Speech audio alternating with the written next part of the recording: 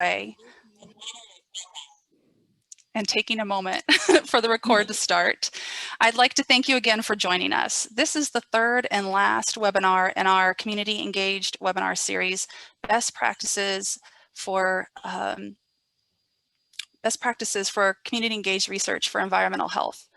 Today's webinar will start with a presentation from Kathleen Aubin, Runa Bakshi, Kate Friedman, and Alexis Williams from the section of Environmental Epidemiology and Toxicology with the Louisiana Department of Health. We'll have a brief Q&A session after that presentation, and then we'll have another presentation from Mary Lee Orr and Michael Orr from the Louisiana Environmental Action Network, followed by another Q&A session. If we have extra time at the end, we'll bring everybody back and continue with question and answers. So without any further ado, I'd like to introduce the speakers in our first presentation. The section of Environmental Epidemiology and Toxicology with the Office of Public Health in the Louisiana Department of Health investigates the health effects of chemical exposures in populations and is committed to reducing any known environmental threat to the public's health. The team that will be presenting today has combined experience of over 38 years. They will share their experiences managing environmental tracking tools, including environmental public health tracking and the Breathe Asthma Project. We have speaking today Kathleen Aubin, Kate Friedman, Runa Bakshi, and Alexis Williams. With that introduction, I would like to turn the presentation over to you, Kathleen. And Alexis. Thank you so much. Thank you so much, Jen. We appreciate this opportunity. My name is Kathleen Aubin. I'm the program manager for 3 of the programs within the Louisiana Department of Health section of Environmental Epidemiology and Toxicology, one of which is the Louisiana Department of Health Tracking Program. I, along with several of my colleagues, will be presenting today on the various information and tools that are available as part of the LDH Environmental Public Health Tracking Program, which we have through a cooperative agreement through the CDC National Environmental Public Health Tracking Network. Other tracking staff, as Jen had mentioned before, who will be presenting are Kate Friedman, who is the principal investigator of the tracking program, Dr. Runa Bakshi, the program monitor of our Breathe program, which is within the tracking program, and Alexis Williams, who is the IT liaison for our tracking program. Next slide, please.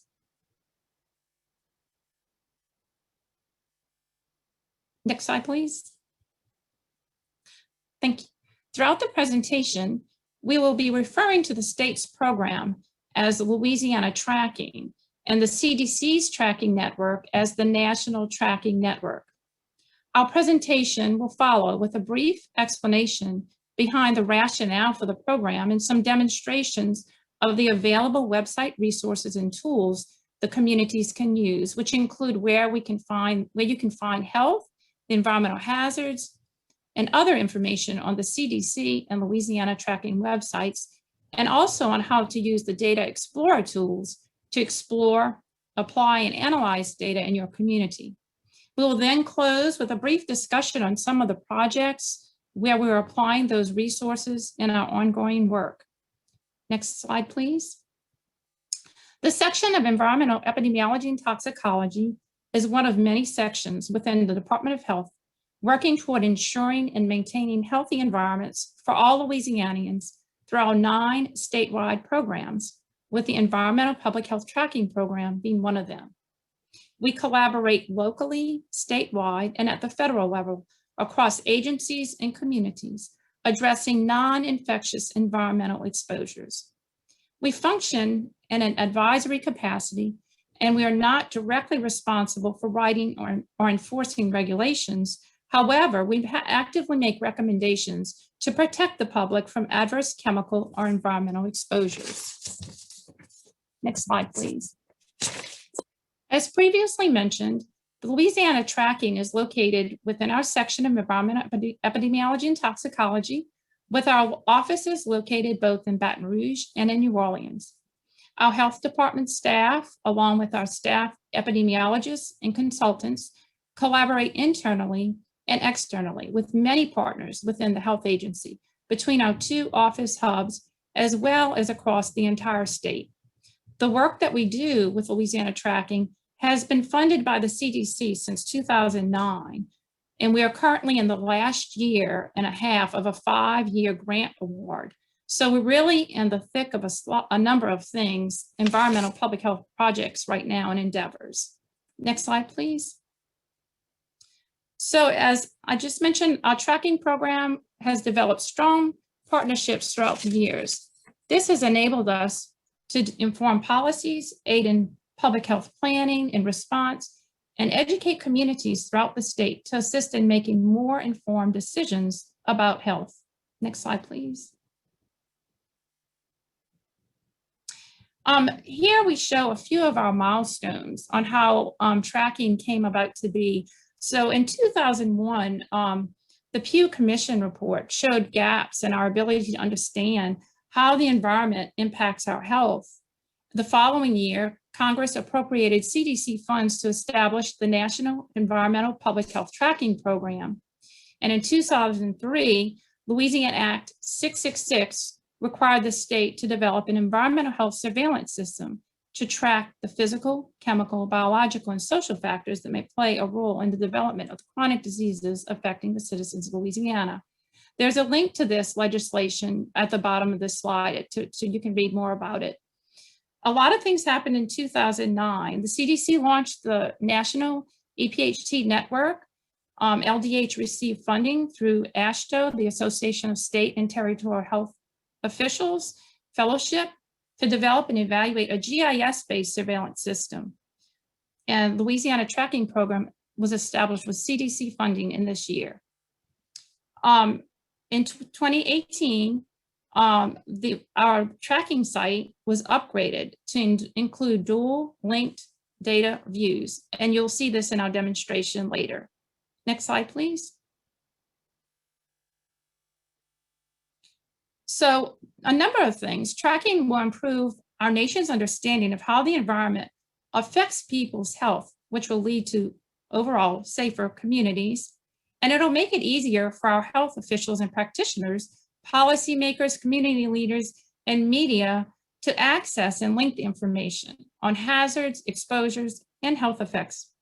So understanding how the environment affects public health has led to actions such as removing lead from paint and gasoline, placing the carbon monoxide detectors in homes, and providing local air quality health alerts. Next slide, please. The tracking program also assists health officials with faster response to environmental health concerns. Policymakers can also use the tracking network to make informed health policy decisions. And also our health practitioners can use it to learn more about health conditions related to the environment and overall improve the treatment plans. Next slide, please. So we have a variety of key audiences which the Environmental Public Health Tracking Program is available to, and specifically primarily our local and state health officials and other state local governmental agencies, and then the ones listed below also. So lots of key audiences. Now I will introduce Alexis Williams, who will take the presentation at this point. Alexis? Hello, everyone. Thank you, Kathleen. As she introduced, my name is Alexis Williams, and I am the IT liaison with the tracking program. I will be introducing the CDC's National Environmental Public Health Tracking Program, starting off with this short video.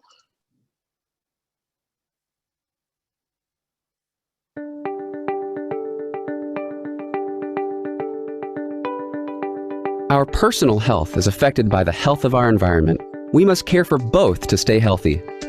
Understanding our connections to the world we live in is important.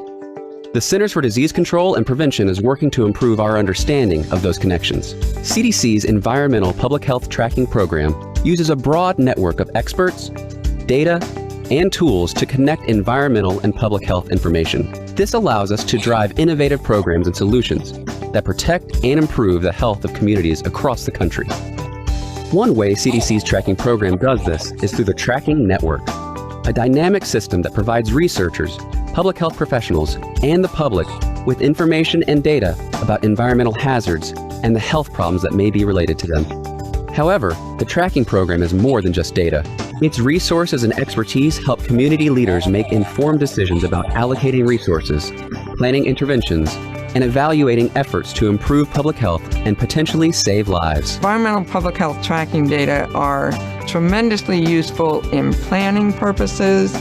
They're tremendously useful in environmental regulatory decision-making purposes, and they're useful in prevention activities. So much of what we do in public health relies on good, sound data. The thing that we're excited about with this dashboard is that it begins to allow us to have a more efficient use of that data, a more efficient use of staff time, and we can begin to pull data sets together to establish some of those understandings about what may be going on here between the environmental exposures that are out there and the health outcomes that we have, and really begin to cause us to take a step back and look at what are those relationships and what are the things that we need to put towards those understandings in terms of research efforts, resources to address policy issues that may be of concern, or other uses of data that we haven't yet thought about. What this means is that we have this talented, experienced, trained staff to investigate and monitor environmental health issues, and then to take that information and be able to inform and educate the community. In collaboration with experts and partners,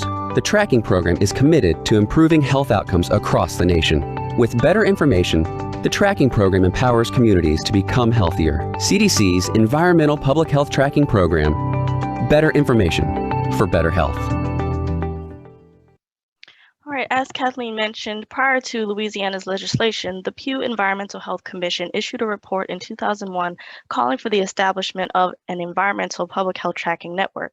This came at the heels of recognizing that certain environmental health data were contrasting and not comparable across cities and states, and it was difficult to ascertain what was happening with respect to environmental health.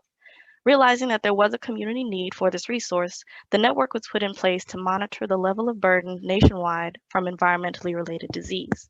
And in 2001, Congress appropriated funds to the CDC to establish the National Environmental Public Health Tracking Network. Now, recognizing the need for data to be consistent across cities and states, the CDC Tracking Program has grown into a real-time resource that allows those communities to predict or even prevent environmental health impacts. One example of this in action was seen in Brownsville, Texas, where in 1991, babies along the Texas-Mexico border were being born with a condition known as a neural tube defect, resulting in stunted brain development. Community concerns prompted state and federal researchers to launch investigations into possible genetic and environmental triggers of this defect, but the effort was initially blocked by the lack of a birth defects registry. The state of Texas launched an aggressive statewide program to monitor birth defects. Armed with data, public health investigators were able to confirm that dietary deficiencies of folic acid were a contributing factor. In turn, Texas contributed to a national birth defects prevention strategy that has helped prevent and reduce the incidence of this severe condition. As a result, Pew Commission recognized Texas as one of the nation's leaders for tracking birth defects and related conditions. This instance demonstrates the true value of public health research, tracking, and response in preventing disease. As we actively work toward a more fluid integration of health equity into the work being done at Louisiana Tracking, the past year has brought about many opportunities for collaboration, support, and partnership. The Louisiana Center for Health Equity and Louisiana Tracking are working to revise the Earl K Long report commissioned by Senator Regina Barrow in 2015, which highlighted in detail the closure of the Earl K Long Medical Center, how the closure has negatively affected communities in North Baton Rouge. In the upcoming legislative session, Senator Barrow will be resubmitting the resolution where we will be able to revisit the data and recommendations made as a result of this report. Tracking provides support and data analysis, as well as we'll be able to take a deeper look at how this closure influenced premature deaths, prison population health, and behavioral health through an environmental justice and health equity lens. Recently, our team and others collaborated and successfully executed this year's Health Summit with the Louisiana Center for Health Equity with the theme LA 40 by 2030. The goal of this year's summit was moving the needle on Louisiana's health and working toward a national state health rank of 40, up from 50 by the year 2030. Now, the map currently displayed shows various tracking program organizations and cities and partners tracking program grantees, partner cities, and organizations. The tracking program consists of the network of these entities whose responsibilities include protecting public health and connecting the nation by providing data on health effects, population health, and environmental health and hazards. Through this collaborative network of experts, data, and tools, environmental and public health information is made available to drive innovative programs, solutions, and protect and improve the health of communities across the country. Now, when you visit the CDC tracking website, you are met with this screen where you can easily interact with and navigate to the CDC's tracking program homepage. CDC tracking offers information for a wide range of environmental hazards and health conditions, as well as advanced scientific tools for convenient data analysis. By clicking this yellow Visit the Tracking Network icon to the right here, you are then directed to the Tracking Network homepage. And from here, there are a number of data discovery tools for the public to use. First, I will be showing you all the CDC's Info by Location tool, which is an interactive environmental health data search. To the right of your screen is an image of the search bar that appears when you launch the tool. In today's example, I will look at East Baton Rouge Parish, and we will hit Submit. And we can see various demographic breakdowns provided in this quick facts infographic. The Info by Location tool also provides shorthand information about topics that are affected by the environment. Topics such as, asthma and air quality, as well as smoking and extreme heat are some examples of information provided. And then at the bottom of each of the pages, there is a link to discover the data and learn more about the topic. Okay, and I will now begin a demonstration of the second of the two online web data explorers, the CDC's Data Explorer, where you can access the full network and bring your search down to specific states based on health data of interest. And I will now stop sharing my screen very quickly, and then I will bring you with me to the CDC's webpage. I'm sorry. I apologize. One moment. Okay, are you still viewing my screen? Okay, wonderful. Okay, so we're going to access our Data Explorer here by clicking our icon, and we're going to be accessing CDC's Radon data. So radon is an invisible, colorless, odorless indoor air contaminant that is the leading cause of lung cancer in non-smokers. And so our indicator will be radon tests from labs. And the measure we're going to be looking at today is the number of pre-mitigation tests by radon level. So pre-mitigation refers to the time before any type of steps were taken to address the levels of radon in the air. And it's a low-cost solution to reduce the radon levels of any indoor environment. We're going to select national by country and look at the entire United States for this example, as well as all the years of data that they have available. Now in our advanced option box here, we're going to select greater than or equal to 2 picocuries per liter and less than 4 picocuries per liter, and greater than or equal to 4 picocuries per liter. Now I know that's a mouthful. Picocuries per liter is how radon levels are measured in the air, and any concentration greater than 4 is a hazard to health. And as our map loads up here, I would like to bring your attention to a few on-screen tools. So from this view, you can see the entire country and the distribution of our area of interest across.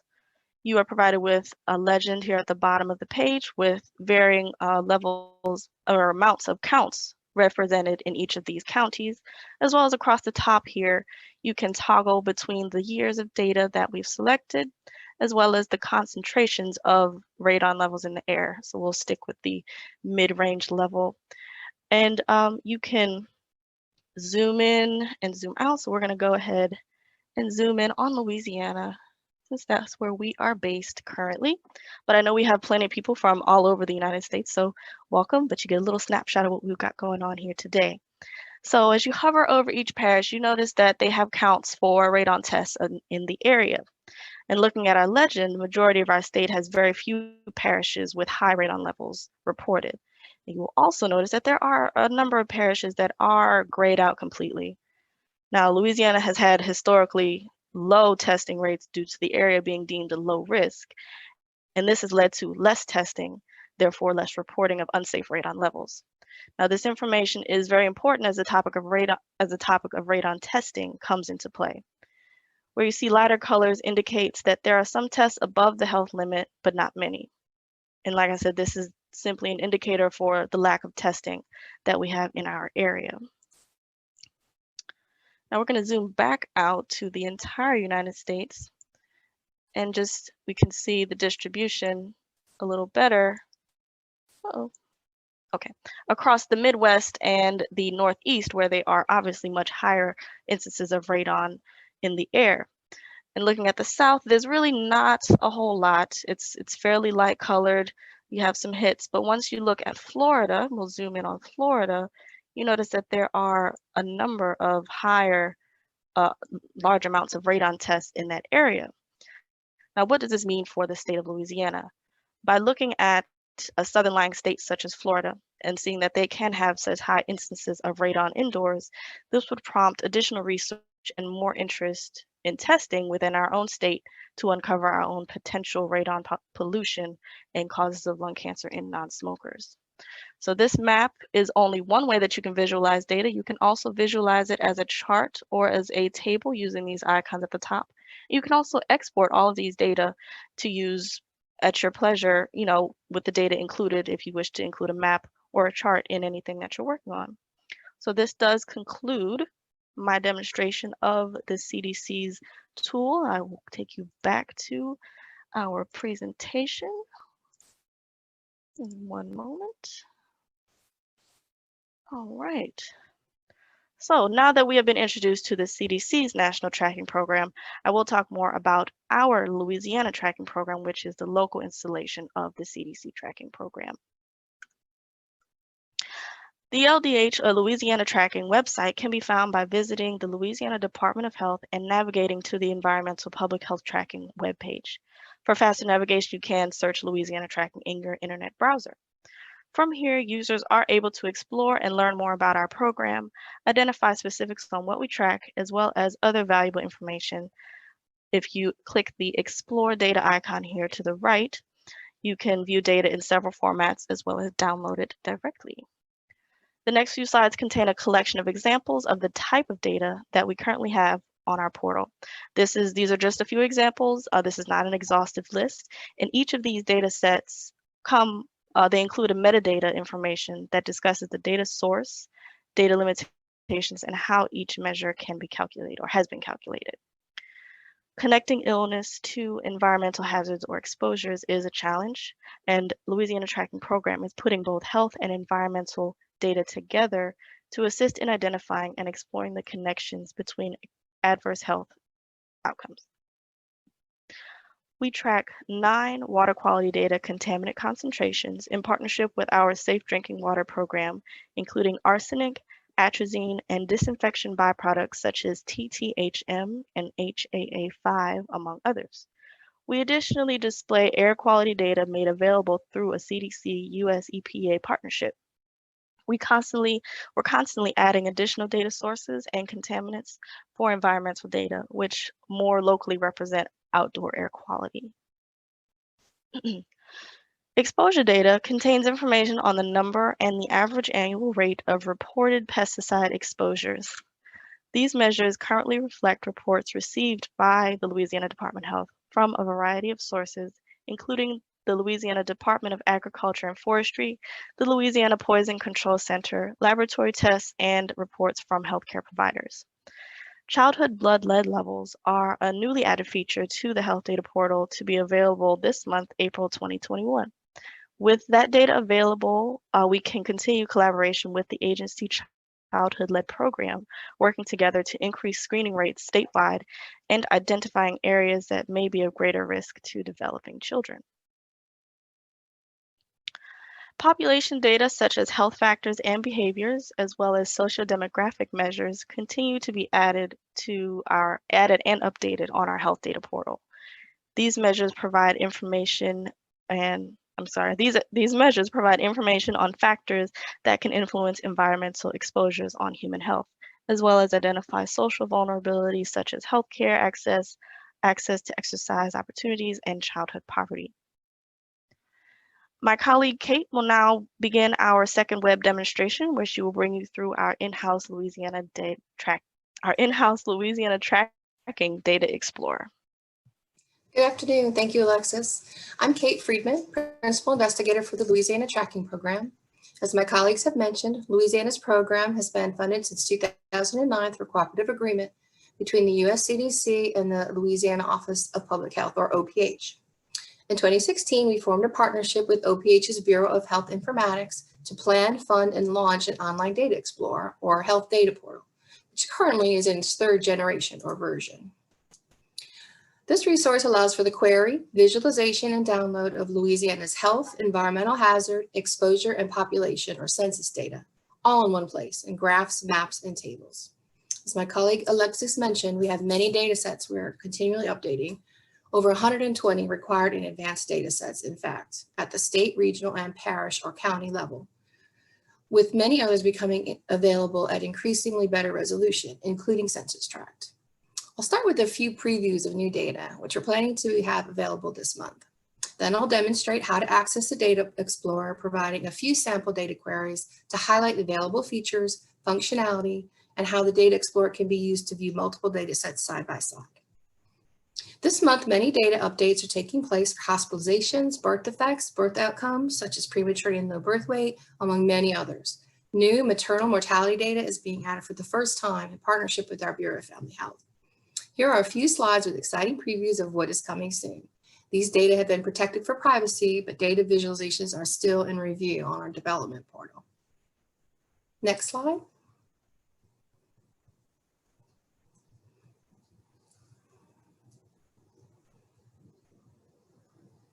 On the first slide is a preview of childhood blood lead testing and sample results, which have been shared by the Louisiana Childhood Blood Lead Poisoning Prevention Program. These data are by blood lead level annually and birth cohort. And please note that universal blood lead screening of children under 6 years of age is mandatory in Louisiana. Next slide. On the second slide, census tract level data for 17 cancers have been shared by the Louisiana Tumor Registry for combined cancer incidents from their 2005 to 2015 report. From the report summary overall, 291 census tracts had statistically significantly higher incidence rates for all cancers combined and or for one or more specific cancer types. Now we'll move into the health data portal demonstration. As Alexis mentioned, to access the health data portal, you can use the URL healthdata.ldh.la.gov, or alternately, you can search Louisiana Tracking in your browser to arrive at our website. And I'm going to share my screen now.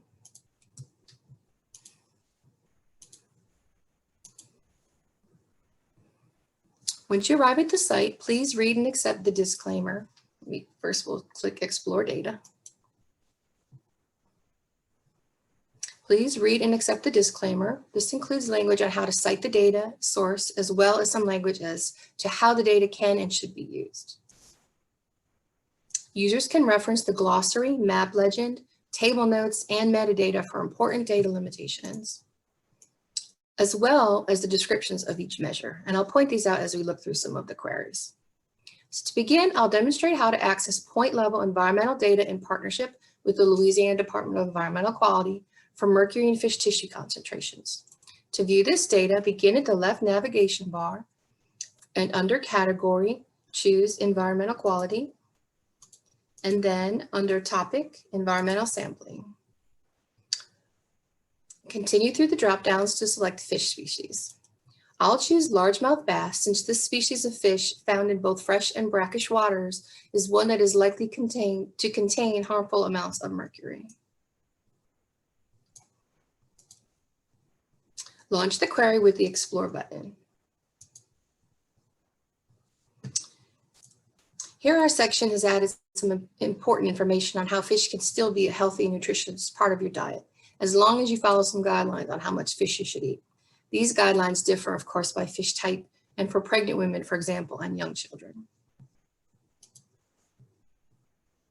This legacy data set provides, let's wait for it to come up, average mercury concentration by water body from 1994 to 2010 with additional sampling information. We'll start with some of the map features. Notice how you can pin the query drop-down selection bar and return to it to revise and add to your current query. You can also hover over each point to see more information on the water body and sample information from several selected fields. Users can access several map services from federal and state agencies as background layers when they are viewing tracking data. So here I'll select statewide mercury fish consumption advisories.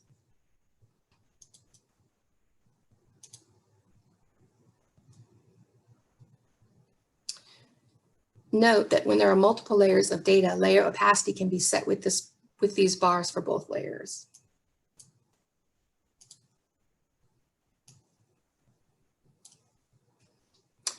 In the accompanying data table, I can sort to identify which water body has the fish species with the highest average mercury concentration.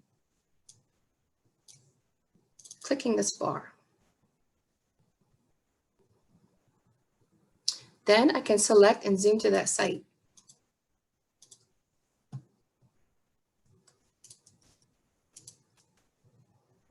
Usually. It's a little spotty, I think, with the weather. Here we go. While zoomed in under Tools, I can also select from various other base maps, such as satellite data or streets.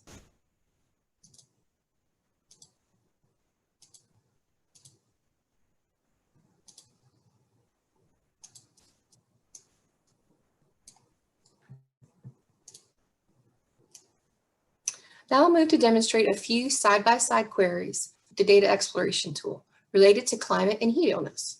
To begin, let's first explore heat illness and temperature in a dual query with side-by-side windows. As I mentioned, this month we have several updates happening. This includes updating our heat illness data to view by climate division to align with our available temperature data. Louisiana has 9 climate divisions. The parishes within each climate division have nearly homogeneous characteristics regarding temperature, precipitation, and humidity. While the addition of several climate indicators have been delayed this year, we can still use the Health Data Portal in this demonstration to explore how a known heat wave may have impacted heat illness hospitalizations. So I'll demonstrate with some earlier data since we know the heat wave and we can compare it across several data sets. Louisiana has been having some record-breaking heat in the past few years as well. We'll begin by querying heat stress hospitalizations from 2010 to 2012. We know that there was a North American heat wave in the summer of 2011 across much of the United States. According to the National Weather Service and our partners in the State Climatologist Office, many Louisiana locations set records for consecutive and total number of 100-degree days. Additionally, there's an exceptional drought in western Louisiana, and wildfires spawned later that year, and that summer and fall following Tropical Storm Lee. Kate, this is Jen, and I hate to interrupt you. I am not seeing the updated data. I still see the fish data. Okay, here we go. All right. So bringing back the pinned criteria selection pane under category, now we will select health outcomes and hospitalizations. Our focus area is heat stress. And as I mentioned, we're looking to capture those years from 2010 and 2012 and choose explore. This way we'll be sure we can see before and after the year of 2011 and that heat wave. Note that state data is used because heat illness is rare. Let me take back our background here and just put that into something basic here. No. And I'll turn off that map service. One of the features we can explore here is the glossary, where we can look up heat stress. Note this little orange book here. Heat stress is a heat-related illness caused by your body's inability to properly cool down. Heat stress can include heat stroke, exhaustion, heat cramps, heat syncope, which is fainting, or heat rash. This glossary comes in really handy for a lot of the more difficult definitions. I use it all the time. Next, we'll open a second query window to explore environmental data with the heat illness data. So for the second query, we'll select under the left navigation bar to view an additional data set. Here, we're going to choose environmental quality, climate change, and then heat is all we have on there right now, and temperature. And here, as I mentioned, we have temperature data available by climate division, and we can view the areas of the state which were more impacted by the heat wave. So we'll search the summers, which span from 2010 to 2012.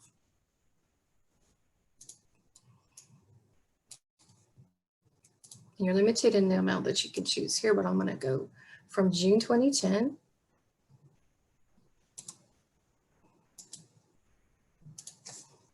to May of 2012.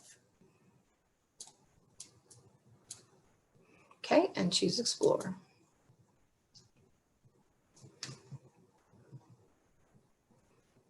Note that both map windows are linked, and you can zoom in and out.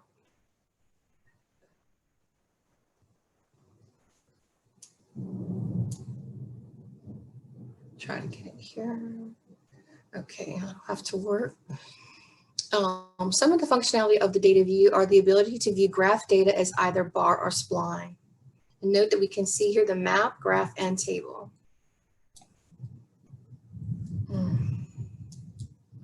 Let's see, where's my graph? Okay, hold on.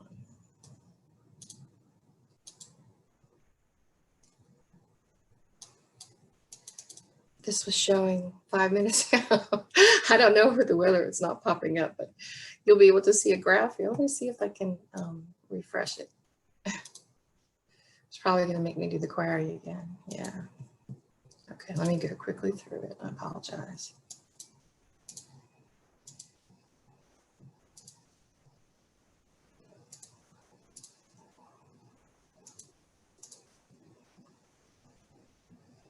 Here's that graph, and you can choose spline.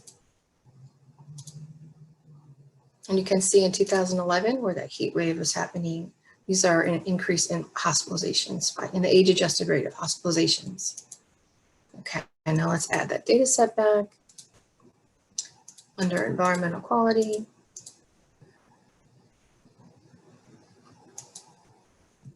We'll get back those data years.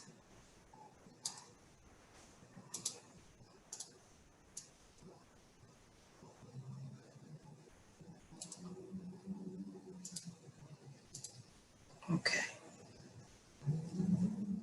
All right, there we go.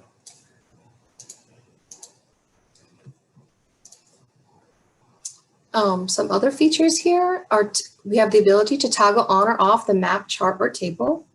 So you can do that at the top to save space. Or you can, if you have several monitors, you can pop out individual windows, which is really interesting when you're trying to do an analysis with 2 windows. Due to time limitations, we can't explore these trends now, but you can see, for example, using the time slider tool, how affected Louisiana was in the Northwest and Southeast during August of 2011. Here's the time slider. I'm going to move up to August and see what happened there. It looks like the entire month was over 95 degrees or higher in the Northwest and the Southeast. So it's going to be really interesting to see the the heat illness data by climate division, as well as the daily lows, which are another really interesting thing to look at with the heat data. So the specific data I've selected here can be exported as tables. So my actual selection I can export in CSV, or the maps can be exported as a PDF. So all this can be downloaded and exported. If you're interested in an in-depth portal demonstration, by the way, to explore some of these interesting trends and functionality in more depth, we're happy to set that up. Finally, there are some additional data sets we could view from our expanding environmental and climate data. As I mentioned, the drought and the wildfires in 2011. You can see under climate, I think is, let me double check here. Yeah, we have data, for example, on drought, which is being updated, and wildfires. And just in the interest of time, I'm going to quickly take you to one more feature, and we'll look at those wildfires in 2011. So here, if we wanted to understand more about what acres of suppressed wildfires means, or where this data source comes from, we can go to the metadata, which is here under this green eye. It's the info tab. not to be confused with this, which is the map tips. Should probably change that icon.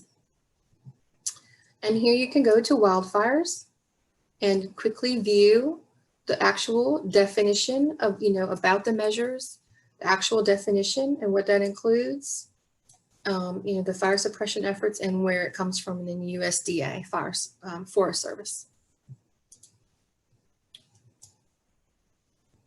So all of the data in the health data portal has been processed to be protective of individual health information, and in some cases to show rate reliability so that the data makes sense in a preliminary comparison or trend. While exploring the portal, you may come across the term suppressed, for example, in maps. You can see if I can find at the bottom here. We have a lot of notes. You'll see it in maps. This indicates the data have been protected for health privacy and are not shown. Unreliable or unstable rates, proportions, or percentages are also noted when there are small counts of cases or events from small populations that may produce misleading interpretations or visualization of trends. We're now returned to the presentation. We're excited to be in the final year and a half of the program. We have many projects ongoing, ranging from looking at environmental data with regional outcomes to analyses of both childhood-led and cancer, where we additionally hope to partner to increase screening rates, and projects in vector-borne disease and climate, among others. So we're excited to work with our data partners on several projects that will more strongly impact communities toward the improvement of health. So a few notes in conclusion, I'd just like to highlight that it's a high priority of the cooperative agreement that we move our data into action. We encourage and want to increase data requests from communities, local and parish governments who can use our data to improve environmental health in their localities. Second, it's very important for us to share quality data and that our data be used. We'd like end users to apply these data in their work, and we'd like to hear about it too. So these resources can be applied to better understand and find the associations between environment and health, ultimately improving health. Lastly, we're working to add local health and environmental data through maps and other resources that are of state interest. We're always interested in your feedback on our resources, such as which additional data you think can be included in these tools to assist researchers, communities, and other stakeholders in the media and decision makers, and so on. So again, we welcome your data requests as a major component of the program, and we can facilitate those data requests at our website, email tracking@la.gov. For example, we can assist in preparing and may be able to provide sub-county or census tract level data for something that you need upon request that may not require IRB review once it's been protected for health data privacy. So next in our presentation, through the tracking program and previous project work, there's been a large amount of ongoing work to develop and execute an asthma program focused on providing comprehensive environmental health services to those who suffer from severe asthma. Dr. Runa Bakshi will highlight her efforts to grow this initiative, discuss associated environmental justice grant funding, and briefly share some examples of repeatable analysis methods she's been developing in support of several projects. Thank you for that great introduction, Kate. So I'll keep my piece really short, but I think it could be a great example of how you can use tracking data for your projects, for your research, and actually push that one step further, not just research, but then also being able to do community outreach with that. Next slide, please, Alexis. Thank you. And this is just to show how we use data that's already available from tracking and something that you can get from a data request. So here specifically, we're looking at childhood asthma, emergency department, and hospitalization cases at the parish level. And we compared sort of East Baton Rouge to other parishes in the state because we had a doctor who was concerned about childhood asthma in specific areas of East Baton Rouge Parish. So we noticed that it's in the top 10 parishes in the state for childhood asthma for ED visits. And on the next slide, what you will see is that right on the top, the upper right, the solid lines, the blue, you see that the ED visits in East Baton Rouge in a temporal analysis, so looking at it over time, it has been consistently higher than that for all of Louisiana. Next slide. So without going into the gory details, I just want to mention that we can analyze the data not just at a state and a parish level, but also at a sub-county level. And here we have looked at health, sociodemographic, environmental data at a zip code level. And what we found, next slide, is that on the western side of East Baton Rouge Parish, there are 3 zip codes in particular, 70802, 5, and 12, that were of particular concern with regards to childhood asthma, and then also the North Baton Rouge area. Not a surprise to most of us on this call today, most likely these areas are primarily African American, high poverty, with a lot of concerns around both indoor home environmental as well as outdoor environmental concerns. Next slide. So that was essentially our impetus for developing a very comprehensive and at the same time a very community engaged, a very collaborative BREATHE program to address asthma in East Baton Rouge and eventually grow this into a statewide program, something that is currently funded by an EPA Environmental Justice Grant.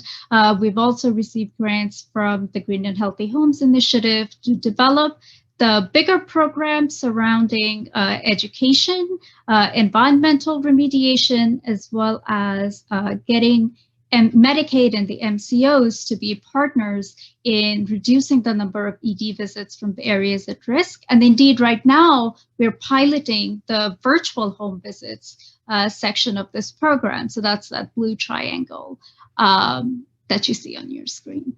Next slide.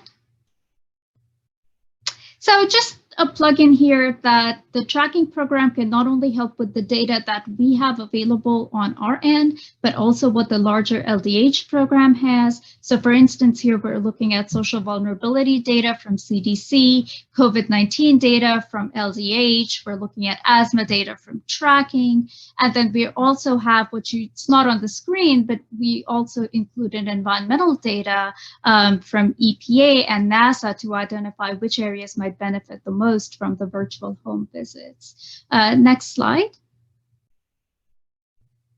And what we're trying to do is not just have these as a one-off, but in a format so that it's easily repeatable with sites that you may be concerned about, where we can take both the social, the health, and the environmental context into account.